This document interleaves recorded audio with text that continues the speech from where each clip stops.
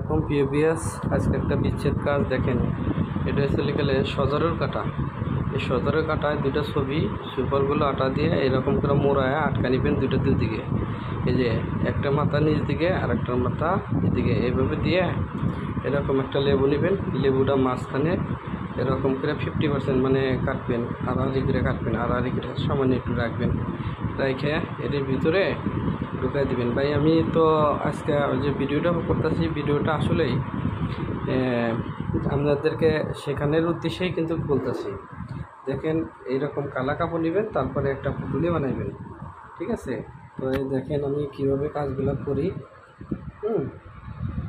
ইনশাল্লাহ দেখেন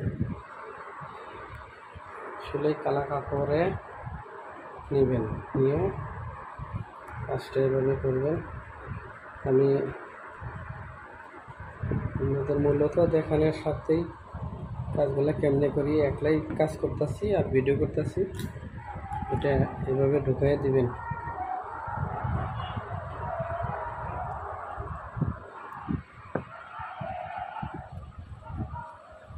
এভাবে লেবুর ভিতরে সুন্দর করে এভাবে এভাবে এভাবে যে ঢুকিয়ে দিবেন। সাবধান, এটা জানি না হয় আপনার ক্রস যেরকম দিচ্ছি এভাবেই জানি থাকে, অন্যভাবে গেলে তাহলে কিন্তু জোড়া লাগবে, এমন ধারণাও করতে পারবেন না যেটা কীরকমভাবে জোড়া লাগছে, কেউ আর ছাড়াইতেও পারবেন না, ঠিক আছে? তাই সতর্ক সহিতে কাজগুলা করবেন। সবাইরে আমি শিখেও দিছি, বলেও দিছি। আবারও দেখেন আমি কাজগুলা কেমনে করি। এইভাবে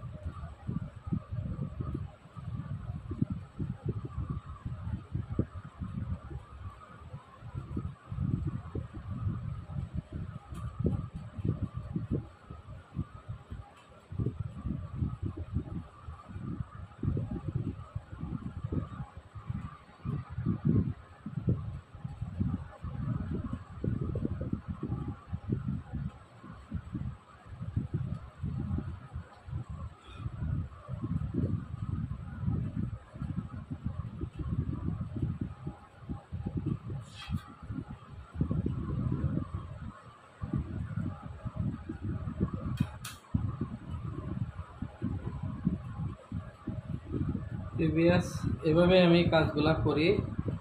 এই কাজটা এভাবে করার পরে আপনারা শ্মশানে অথবা